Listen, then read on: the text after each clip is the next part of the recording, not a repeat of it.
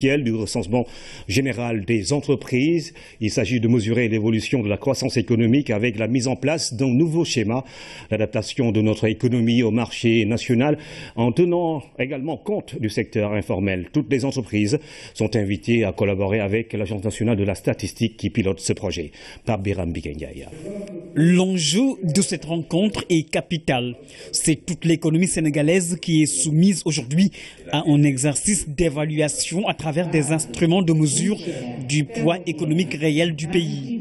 Il s'agit du recensement général des entreprises du Sénégal qui se fera sur la base de la période de référence 2014-2015 pour mieux mesurer le niveau actuel de l'économie nationale.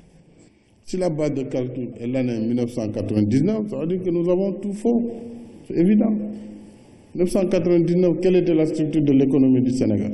Quel était le budget de l'État? Moins de 600 milliards.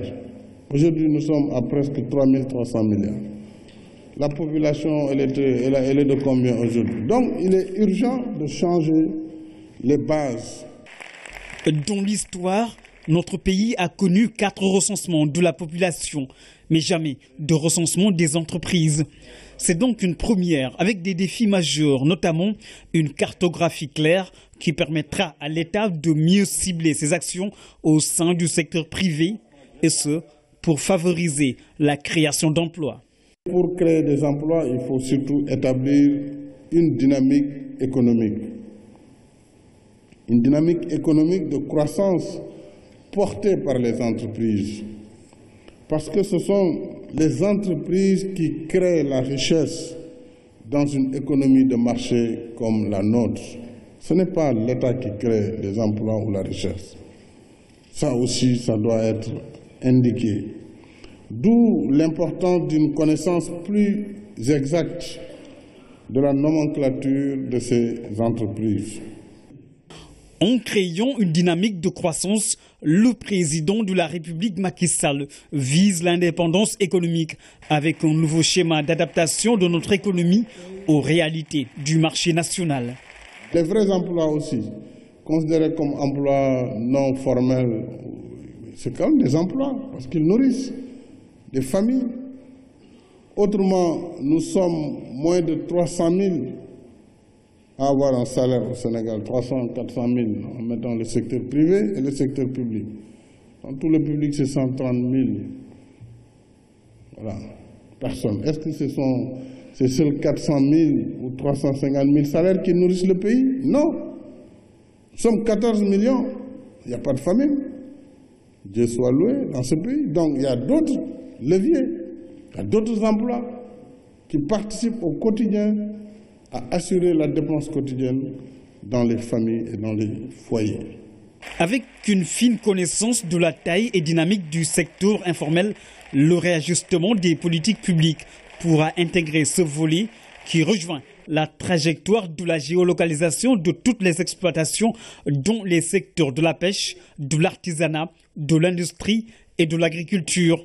L'agriculture, facteur de création de richesses, conformément à l'axe 1 du plan Sénégal émergent, d'où la mise en place de plusieurs lignes d'investissement pour favoriser l'agrobusiness et assurer une répartition équitable des fruits de la croissance. À partir de l'agriculture, on peut développer l'industrie, parce qu'on passe par l'agro-industrie. Et l'agriculture au sens large, pêcheurs, éleveurs, agriculteurs, donc les 3 P. À travers cette activité, on augmente non seulement les emplois, puisque l'agriculture est un moteur d'emploi, Pour valoriser des milliers d'hectares, forcément vous avez des centaines de milliers d'emplois. Et ces emplois agricoles aussi doivent être intégrés dans nos statistiques. Et c'est ça qui va changer le visage du Sénégal. C'est pourquoi tous les projets de transfert massif d'argent vers le milieu rural vont constituer de véritables leviers de croissance économique.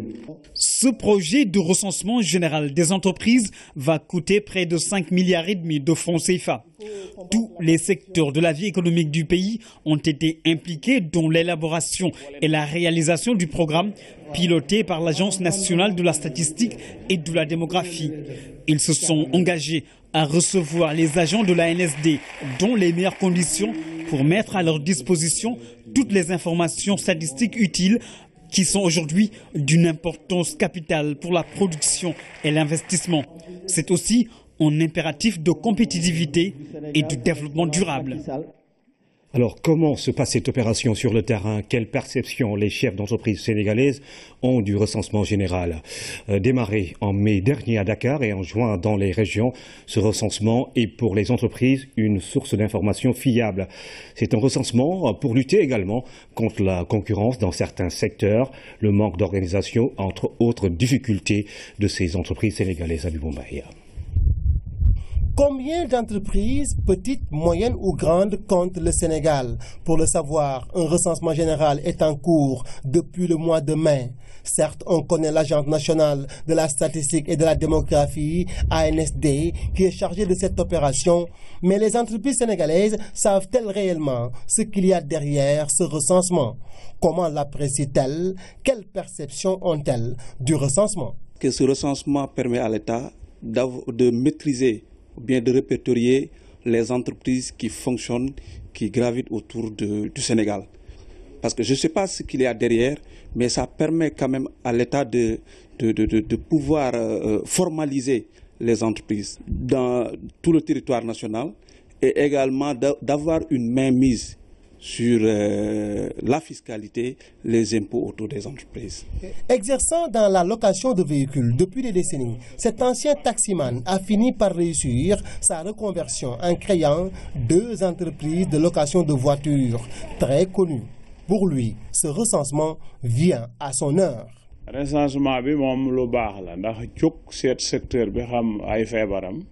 Le recensement, c'est une bonne chose, car il permet de diagnostiquer les secteurs d'activité et d'apporter des correctifs nécessaires. Ils sont venus, nous leur avons fourni les informations nécessaires, tout en faisant part de la concurrence qui gangrène le secteur de la location de voitures. Nous travaillons dans la clairvoyance et nous travaillons d'une manière très professionnelle. C'est pourquoi nous n'avons pas eu de problème, nous n'avons pas eu de difficulté à rencontrer les enquêteurs et pouvoir communiquer avec eux, échanger sur la question qui tourne autour du secteur. Une autre entreprise leader dans la distribution des services, l'informatique, n'a pas échappé aux enquêteurs de la NSD. Un formulaire, je pense même, nous a déjà été transmis. Nous avons informé, bien sûr, parce qu'un problème, quand il n'est pas exposé, il n'y a pas de solution.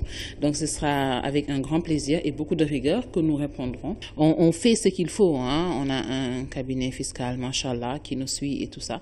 Donc, la crainte ne se situe pas à notre niveau. Et je pense que crainte est là où, par exemple, il y a une méconnaissance, en fait, de ce qu'on peut gagner en donnant régulièrement nos impôts. Ce recensement est pour ce chef d'entreprise une source d'information tout bénéfique pour les entreprises sénégalaises. Le recensement qui est organisé par l'ANSD, c'est plutôt pour nous, les entreprises. L'information, c'est vrai que l'État en a besoin, mais nous en avons besoin davantage. Donc, et aujourd'hui, nous, on compte même sur ça et on attend. La place de Dakar est un terreau fertile d'éclosion des entreprises sénégalaises, petites, moyennes ou grandes, et ce recensement permettra d'avoir une vision prospective de la vitalité économique du Sénégal. Lancement officiel donc du recensement général des entreprises ce matin à Diamniadio. Diamniadio qui va bientôt réceptionner son premier Dara moderne. Il s'agit d'une acquisition de la Fondation Servir le Sénégal. Bâti sur une superficie de 4 hectares, l'ouvrage sera doté d'un internat et d'un bloc administratif avec plusieurs salles de cours. Le président Macky Sall a fait un tour sur le chantier du Dara Rama, Pape Birabi Guéniaï. C'est le premier Dara moderne de Diamniadio. Il est en plein chantier, les ouvriers à pied d'œuvre pour livrer l'édifice dans 4 mois. Sur le chemin du retour en provenance du CICAD pour le lancement du recensement général des entreprises, le président de la République Macky Sall a fait un crochet sur le site. Un Dara moderne avec plusieurs salles de classe, un campus social pour l'hébergement des élèves qui seront en internat, un bloc administratif et une mosquée. S'y ajoute la construction d'une salle polyvalente, d'une infirmerie et d'une salle informatique, entre autres. Bref, la contribution à l'édification d'un système d'enseignement coranique moderne qui épouse la vision du président de la République, celle de mettre en place des infrastructures scolaires et universitaires de qualité en intégrant le volet enseignement islamique. C'est une réalisation de la Fondation Servir le Sénégal, de la Première Dame. L'ouvrage est construit sur une superficie de 4 hectares au cœur du pôle urbain de Diamniadio. Les ouvriers ont tenu à exprimer au chef de l'État toute leur satisfaction, gratitude et fierté. Fierté de travailler pour leur pays à la sueur de leur front. Nous parlons de la première session extraordinaire de l'Assemblée nationale. 2 projets de loi étaient à l'ordre du jour et seront examinés pour cette première de l'année 2016. Celui portant refonte partielle des listes électorales et celui relatif au fonctionnement des établissements publics de santé. Les précisions avec François Sec. Convoquée par décret par le président de la République, l'Assemblée nationale a ouvert la première session extraordinaire de l'année 2016. Le bureau constate la présence à cette séance de 98 députés, 52 étant absents, ce qui fait les 150 que nous sommes. Le quorum est donc atteint et l'Assemblée est dans les conditions requises pour délibérer valablement. 2 projets de loi seront examinés pendant cette première session. Projet de loi numéro 22/2016 portant refonte partielle des listes électorales. 1. 2. Projet de loi numéro 22/2016 modifiant la loi 98/12 du 2 mars 1998 relative à la création, à l'organisation et au fonctionnement des établissements publics de santé. Le calendrier de réunion des commissions techniques et celui de l'organisation des plénières seront connus à l'issue de la conférence des présidents convoquée à cet effet. A signaler que l'ouverture de cette première session extraordinaire s'est déroulée en présence du ministre du Travail et des Relations avec les institutions. Après le lancement lundi à Guédiawaye de la caravane des vacances citoyennes, les caravaniers ont réservé leur première visite à la région de Thiès, précisément à Mboro, où le ministre de la Jeunesse a inauguré la ferme avicole de la localité. Ibrahim Anang. C'est une caravane qui commence par une note de satisfaction des populations. À Mboro, le ministre de la Jeunesse est venu procéder à l'inauguration de la ferme avicole de la commune. Elle est l'une des 156 fermes vitrines promis l'année dernière par Mambaignan, une réalisation au profit des jeunes de la localité. On a un boulot, on était en train de dormir et boire du thé, mais pour le moment, on espère que la fin du mois, on sera comme des entrepreneurs. Nous sommes 15 bénéficiaires, on nous a apporté 1000 sujets, pondeuses et 1000 poussins. Chaque jour, on ramasse 15 tablettes par jour. Pour le moment, on a démarré avec 1000 poussins et 1000 pondeuses. On n'a fait que 17 jours pour le moment. La réalisation de cette ferme vitrine pour les jeunes et les femmes de notre commune dans le cadre du projet PAPEJ est une source de motivation pour les bénéficiaires et les élus. Nous sommes conscients de l'énorme gap à résorber en termes d'emploi pour les jeunes et les femmes, mais cet acte que vous posez contribuera sans nul doute à l'identification des pistes de solutions qui nous mèneront vers le retour à l'agriculture. C'est une ferme qui s'étend sur une superficie d'1 hectare. Sur place, plusieurs commodités. Nous avons mis en place 2 grands poulaillers. Donc le premier poulailler fait une superficie de 200 mètres carrés. Nous avons mis à disposition des jeunes et des femmes 1000 pondeuses. Actuellement, les jeunes et les femmes tirent tous les jours 15 tablettes d'œufs. Donc sur l'autre poulailler qui fait 100 mètres carrés, nous avons mis à disposition des jeunes et des femmes 1000 poulets de chair. Donc on veut créer des emplois durables et décents. Donc les jeunes et les femmes vont pouvoir tirer un revenu annuel de 1 200 000 francs. Donc chaque mois, ils auront un revenu mensuel de 100 000 francs. Sur la plateforme, ce n'est pas moins de 40 millions qui ont été investis. Et là, c'est des investissements qui sont à la disposition des populations. Ce n'est pas à rembourser. Donc, ils ont la possibilité de pouvoir générer leurs propres ressources et ensuite développer la ferme. Je pense que c'est une chose qui est extrêmement importante. Des investissements qui témoignent à suffisance de la volonté des pouvoirs publics à accompagner davantage les jeunes Le PAPEJ est là, l'ANPEJ est là, c'est pour encadrer ces genres de solutions. L'année passée, quand on le disait, c'était pratiquement nuancé, que c'était des promesses, mais aujourd'hui, dans la continuité, vous allez voir que tout ce dont le président s'est engagé à faire, nous sommes en train de les réaliser. Certes, le rythme n'est pas accéléré tel qu'il le veut lui, mais nous donnons de notre mieux pour le faire. Je pense que vraiment, moi je vous félicite et c'est ça l'émergence. En plus de l'aviculture, la ferme contient aussi une superficie exclusivement réservée aux activités agricoles. Un système d'irrigation goutte à goutte est déjà opérationnel.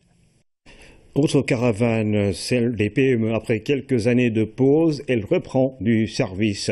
Organisée par la direction des PME, elle entend faciliter l'accès des porteurs de projets, des chefs de petites et moyennes entreprises et du secteur informel aux services financiers et non financiers. Pour l'édition 2016, le programme d'appui au secteur informel a été choisi comme plateforme de vulgarisation. La cérémonie officielle de lancement s'est tenue à la mairie de Guédiawaye, Alassane Diédhiou. La caravane des PME à nouveau sur le starting block après quelques années de pause. Dans la dynamique du récent Conseil des ministres délocalisé consacré à la région de Dakar, la direction des PME, initiatrice de cette édition 2016, a choisi comme point de départ la ville de Guédiawaye, ce dont se félicitent les populations et les élus locaux. Invité d'honneur de cette édition, le Haut Conseil du dialogue social. Face à l'assistance, sa présidente a réaffirmé la volonté de son institution d'œuvrer aux côtés du gouvernement dans le sens d'aider à la mise en œuvre du programme Sénégal émergent et d'une culture de dialogue social. Le Haut Conseil du dialogue social, institution tripartite nationale de dialogue social, attache un intérêt particulier à ces problématiques qui sont au cœur de toute stratégie d'apaisement durable du social. C'est ainsi que dans le cadre de notre fondation triennale 2015-2018, nous avons prévu des activités pour contribuer à la transition de familles d'acteurs de l'économie formelle vers l'économie formelle. La caravane 2016, comme l'a fait savoir le directeur des PME, s'appuie sur un levier économique essentiel. Il s'agit du programme d'appui au secteur informel PASI. Le PASI est un instrument général d'appui à l'entrepreneuriat mis en place par le gouvernement du Sénégal avec une composante accès à des services financiers et non financiers. Le PASI se fixe pour objectif spécifique d'offrir aux acteurs du secteur informel l'opportunité de mieux participer à la production des richesses, à la création d'emplois. Quand on sait que le secteur informel pèse, selon le ministre Alioune Sarr, quelques 600 milliards de francs CFA en termes de masse financière et occupe plus de 2 millions de personnes, on comprend la place de choix qu'il occupe dans la formulation de la politique économique du gouvernement. Cette caravane que nous démarrons ici à Guédiawaye et qui va faire les 14 régions du pays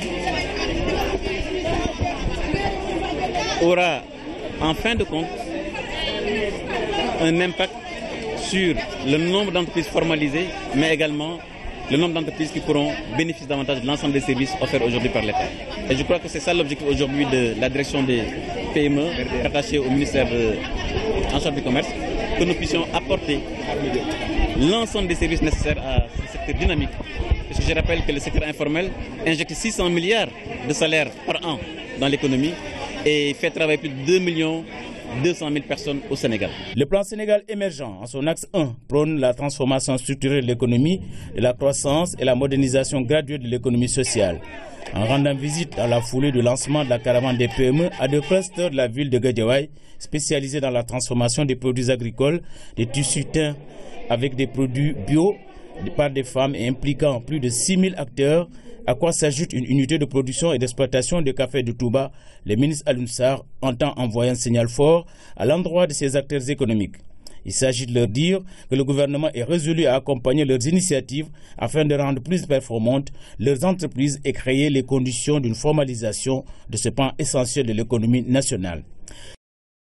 Du mois de septembre, la caravane des PME sera dans les régions. Toucher 10 000 entrepreneurs potentiels, former 700 candidats présélectionnés pour transformer leurs idées en entreprises rentables et en financer 150. C'est l'objectif du concours Business Academy que l'ADPME veut lancer à travers tout le pays. C'est dans cette optique que s'est tenue à Ziguinchor une rencontre d'information et de partage qui a réuni plusieurs acteurs du projet. Reportage Moussa Mané. Réunir l'ensemble des acteurs de développement pour leur permettre d'avoir plus de connaissances sur l'ADPME, mais surtout pour les informer sur l'organisation du concours national de business plan. Tel est l'objectif de ce CRD. Pour la réussite de ce challenge, il faut s'assurer du soutien des autorités administratives et locales pour porter le message auprès des porteurs de projets. Au terme de cette réunion, on a vu qu'il y avait un engouement très fort.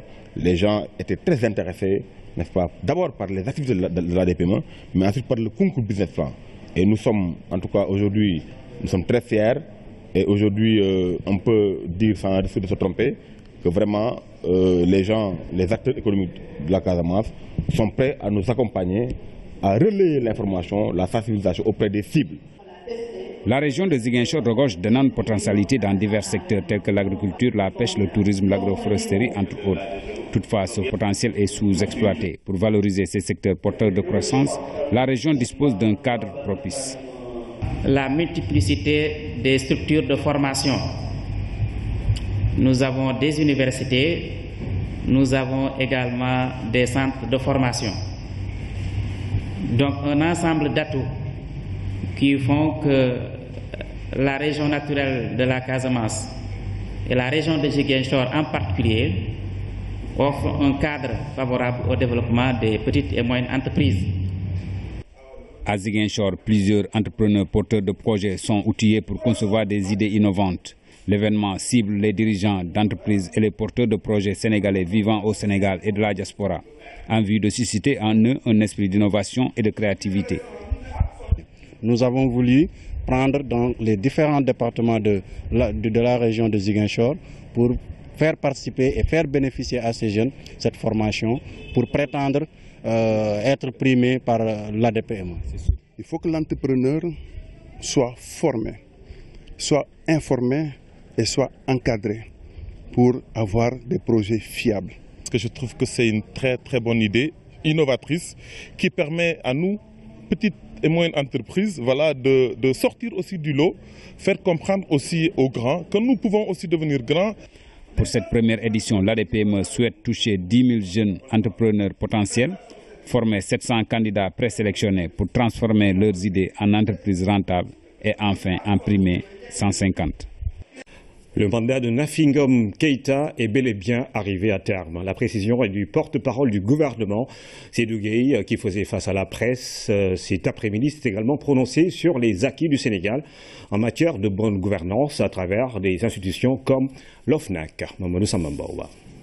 Face à la presse, pour un exercice de mise au point sur ce qu'il convient d'appeler l'affaire Nafingom Keïta, présidente sortante de l'OFNAC, Office national de lutte contre la fraude et la corruption, le porte-parole du gouvernement a d'emblée apporté des précisions.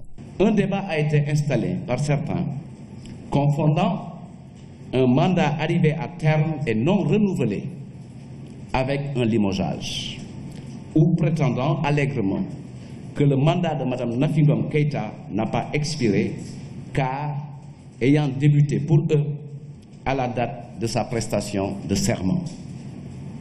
Cet argument ne saurait prospérer pour la bonne et simple raison que la règle en l'espèce, c'est que les actes administratifs à caractère individuel produisent immédiatement leurs effets dès leur notification aux intéressés. C'est en vertu de cette disposition que durant cette période de 8 mois, allant de sa nomination à sa prestation de serment, Mme Nafingom Keïta a perçu le traitement salarial réservé au président de l'OFNAC, en plus d'avoir joui pleinement des autres avantages et prérogatives attachés à cette fonction. Ces éclairages livrés, Seydou Gueye de lister des manquements notés dans la conduite de l'OFNAC ces derniers mois. Le gouvernement regrette les tentatives de manipulation de l'opinion, ainsi que les fuites organisées de documents officiels confidentiels sur l'espace public et qui ne datent pas d'aujourd'hui d'ailleurs. Rappelons les principes d'obligation de réserve qui régissent certains fonctionnaires. Seydou Gueye invite à la raison, à la retenue, au sens des responsabilités et au respect de l'éthique, des règles et principes qui gouvernent notre administration, dont le professionnalisme est reconnu partout, qui garantit à tout agent le respect de ses droits et la possibilité en cas de violation, de faire recours pour que justice lui soit rendue. Auparavant, le porte-parole du gouvernement avait entretenu la presse des avancées notées dans la bonne gouvernance au Sénégal.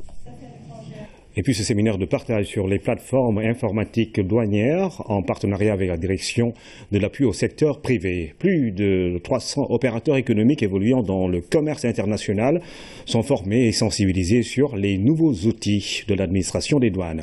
Fatimata Banelba. Cette rencontre de partage et d'information porte sur l'ensemble des innovations apportées par la douane. Il s'agit entre autres de présenter à toutes les parties prenantes les changements liés aux procédures douanières. Nous avons nos procédures qui sont informatisées. Nous allons vers la dématérialisation intégrale. Nous avons beaucoup de chantiers relativement à l'informatique, à l'utilisation de l'informatique. Donc, je pense qu'il est nécessaire parfois de marquer une petite pause de partage pour que tous les acteurs et usagers, en tout cas de la chaîne douanière, puissent parler le même langage, puissent se retrouver autour des instruments qu'ils utilisent tous les jours et faire le point. Pour la douane, ce que nous finançons, ce sont les 3 volets que j'ai énoncés tout à l'heure. Il s'agit du ticket libératoire qui permet de regrouper plusieurs paiements en un seul. Il y a également l'interconnexion. L'interconnexion, c'est le fait de pouvoir amener les directions, notamment financières du ministère de l'économie et des finances, à échanger des données. Le 3e point, c'est le financement des formations pour le secteur privé. Malgré cette informatisation du système, plusieurs défis interpellent l'administration douanière, notamment la facilitation des procédures, un gain précieux. Il y a d'abord le défi de la collecte des recettes. C'est une mission fiscale qui est permanente. Il y a le défi de la sécurité, la sécurisation de la chaîne logistique. Aujourd'hui, vous savez, nous faisons face à beaucoup de périls dans nos pays, notamment relativement à la sécurité. Donc les douanes sont aussi interpellées sur ce terrain-là et nous sommes, de par notre présence à la frontière, nous sommes au premier plan. La lutte contre la fraude, un terrain sur lequel la douane est principalement engagée. Elle espère qu'avec l'engagement de tous les défis seront relevés pour la marche vers la performance.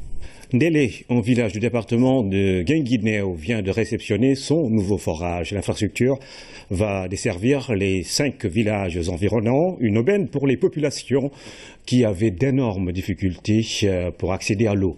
Cette réalisation fait partie d'une série de 450 forages que l'AGETIP doit réaliser dans les zones rurales. Claire Chop. Cette rencontre avec les populations bénéficiaires a permis à la délégation de s'enquérir de visu des changements positifs apportés par ce programme. De l'eau de qualité en quantité suffisante coule désormais à Ndélé, un village dans la communauté rurale de Ndiago, département de Guinguinéo, ici à Kaolack. Pourtant, un coup d'œil dans le rétroviseur rappelle un tableau sombre. Les populations avaient d'énormes difficultés pour avoir les liquides précieux. Il fallait parcourir de longues distances à pied ou en charrette et cela n'était pas sans conséquences. Vraiment, nous sommes contents de l'État et de l'UEMOA pour cette réalisation.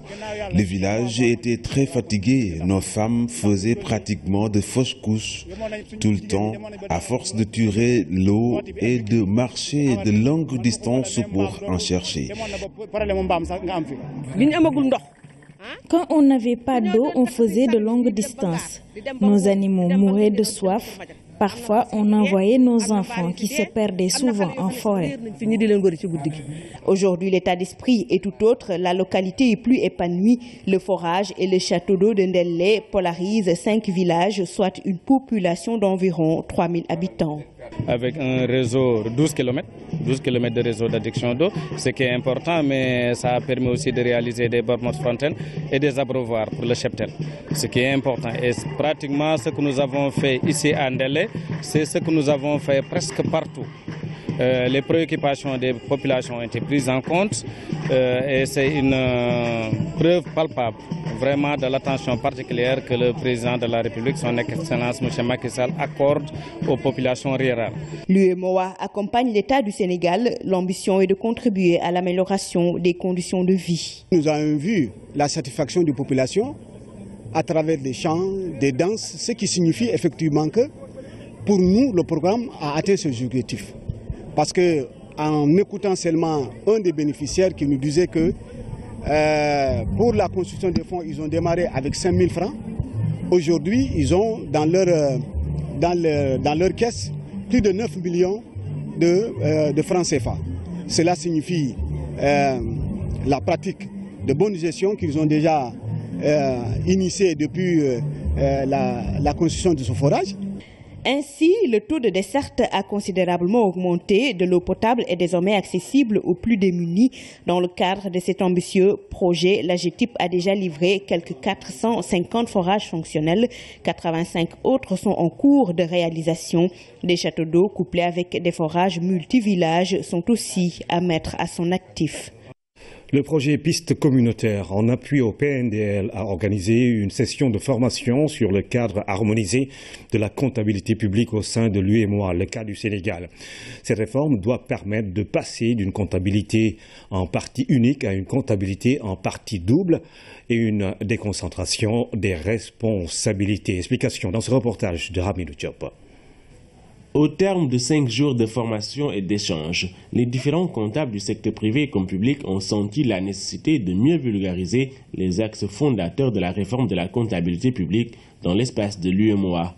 Le cas du Sénégal a été passé en revue. Les agents comptables des structures parapubliques n'appréhenderaient pas tous les enjeux liés à cette réforme. Je me suis rendu compte à travers les débats que nous avons animés tous ensemble, parce que c'était quand même un cadre d'échange, que le thème est pertinent autant pour les comptables directs du Trésor que pour les comptables du secteur parapublic. Des échanges au contenu pédagogique hautement stratégique et opérationnel ont été notés autour de la véritable révolution-évolution en matière de gestion des finances publiques dans les 8 pays membres de l'UEMOA. Ça nous a permis, nous, de voir déjà en tant que comptable privé ce que fait l'État, même si ça a été un survol, mais ça a été un apport extrêmement important parce que nous avons vu le grand cadrage de la comptabilité de l'État et nous avons vu les chantiers qui attendent aussi les comptables publics parce que l'État est en train d'évoluer d'une comptabilité de type, j'allais dire, financière, budgétaire, vers une comptabilité de droit et de patrimoine. La réforme de l'UEMOA vise le renforcement de l'efficacité de la dépense publique et de la mesure de la performance de l'action publique, conformément aux orientations du projet Piste communautaire. Cette session est importante pour le projet Piste communautaire puisqu'elle a permis aux différents participants que sont les agents comptables d'avoir des outils méthodologiques qui leur permettent d'élaborer un budget programme. Vous le savez, aujourd'hui, le secteur de la décentralisation va passer d'un budget moyen à un budget programme. En clair, c'est une logique de consommation vers une logique de la performance. La réforme vise à instaurer une discipline budgétaire, un renforcement de l'information du Parlement et son contrôle sur les lois de finances, mais aussi la responsabilisation des gestionnaires et une maîtrise du patrimoine et des engagements de l'État. L'Office du bac va délivrer cette année 54 382 attestations de réussite. La délivrance des attestations a débuté ce mercredi 3 août et va se poursuivre jusqu'au 12 à Dakar, dont 9 lycées de la capitale qui sont concernés. Dans les régions, les agents de l'Office du bac procéderont à la délivrance des attestations à partir de la deuxième quinzaine de ce mois. C'est Dina Adunfala. Les apprenants ont repris le chemin des lycées, non pas pour composer cette fois-ci, mais pour retirer les attestations de réussite au baccalauréat. La délivrance a débuté ce mercredi. Mais on sera là pendant 10 jours. Maintenant, si on termine, on va donner le reste des attestations, on va amener ça à l'Office du bac. Recevoir cette attestation après des années de travail est une fierté et une source de motivation pour les nouveaux bacheliers. Je suis trop contente. Parce qu'à cet instant, je sais que j'ai le bac. Je vais aller à l'université pour faire des études de droit. Inch'Allah. 54 382 candidats ont obtenu leur baccalauréat cette année. 54 382 attestations à délivrer pour l'Office du bac. Le lycée Blaise Diagne qui regroupait beaucoup de centres. Donc, on a ouvert au niveau du lycée Kennedy un deuxième guichet qui va permettre donc décongestionner un peu le lycée. Dans la banlieue également, c'était la même chose pour le lycée Limamoulaye. Nous avons ouvert un deuxième guichet au niveau du lycée de Thiaroye. La délivrance de ces attestations de réussite au baccalauréat se fera aussi dans les régions. Nous travaillons, j'allais dire, sur les 11 premières régions. Donc jusqu'à présent, on ne faisait pas Matam, qui était obligé donc de venir à Saint-Louis. On ne fait pas Kédougou. Les candidats sont obligés d'aller au niveau donc de Tambacounda, Kaffrine au niveau de Kaolack et Sédhiou au niveau de Kolda. Ça sera programmé vers la deuxième quinzaine donc, du mois d'août ou au plus tard le début septembre. Les attestations de réussite au baccalauréat sont disponibles à partir de ce mercredi 3 août au niveau de 9 lycées à Dakar. Blaise Diagne, Lamine Gueye, Seydou Nourou Tall, Thiaroye, Kennedy, Limamoulaye, Abdoulaye Sadji, Mbao, Parcelles Assainies. Dans la capitale, les agents de l'office du bac vont délivrer les attestations au niveau de ces établissements jusqu'au 12 août. Passé ce délai, les nouveaux bacheliers devront attendre jusqu'au mois d'octobre pour se rendre à l'office du bac et prendre possession de leurs attestations de réussite au baccalauréat. Après le bac, donc, l'heure est à la délivrance des attestations provisoires. En attendant le diplôme pour l'office du bac, le défi reste la mise à disposition du document à temps, mais surtout sa sécurisation. Cette année, 9 points de délivrance sont créés pour Dakar et 11 régions mobilisées. Le directeur de l'office du bac est l'invité de l'émission Le Point. Nous avons terminé le bac vers le 23 juillet plutôt. Et avant le 31 juillet, il faut établir l'ensemble des attestations. Et Aline Fall l'a dit, c'est pas moins de 53 000 attestations à délivrer. Exactement, 54 382. Donc cette année, il faut... Le deuxième défi, c'était donc faire en sorte que l'attestation ne soit pas facilement falsifiable. Et pour ça, il faut quoi? C'est un souci de sécurité pour vous. Absolument. Qu'est-ce que vous allez faire pour sécuriser cette attestation-là? L'attestation, le premier élément, donc, c'est l'introduction depuis 2010 de papiers sécurisés, donc qui sont très difficiles à falsifier, mais également au niveau de la personnalisation. Donc, quand on écrit l'attestation, il y a des éléments donc de sécurité qui nous permettent de voir si l'attestation est authentique ou pas. Et ça, vous donnez combien de jours pour Dakar déjà? Je crois que c'est 10 jours. 10 jours. C'est du 13 au 12. C'est ça. Ça a commencé donc aujourd'hui, donc du 3 au 12 exactement. Mais cela, c'est pour expliquer que la raison, c'était que nous avons connu des périodes très très difficiles au niveau de l'office du bac, où les bacheliers étaient souvent obligés de passer la nuit. Ouais, quand même, des conditions très difficiles. Ou bien des files, des queues très très longues, qui étaient donc très difficiles à gérer. Des douleurs liées au cycle menstruel ne sont pas toujours anodines. Elles peuvent cacher bien des troubles complexes parfois comme l'endométriose. L'endométriose, une maladie mal connue et qui occasionne d'énormes souffrances chez les femmes concernées. L'endométriose n'est certes pas mortelle, mais elle détériore considérablement la qualité de vie, voire entraîner l'infertilité. On en parle dans la rubrique santé avec Oumou Baldé. Dans le diagnostic face à des douleurs invalidantes pendant les règles, il faut aussi penser à l'endométriose, une maladie très peu connue, mais qui entraîne une grande souffrance chez les femmes concernées. Au-delà de la forte douleur pendant le cycle menstruel, d'autres troubles comme l'infertilité peuvent également orienter le diagnostic. On reçoit tous les jours des femmes qui nous disent j'ai des douleurs pendant les règles, est-ce que c'est normal? C'est vrai qu'on est tenté 9 fois sur 10 de leur dire que c'est normal, mais il ne faut jamais sous-estimer cette douleur-là parce qu'elle peut cacher en fait une autre maladie. À côté de la douleur, on peut avoir une fatigue et puis souvent ça peut être des saignements qui surviennent de façon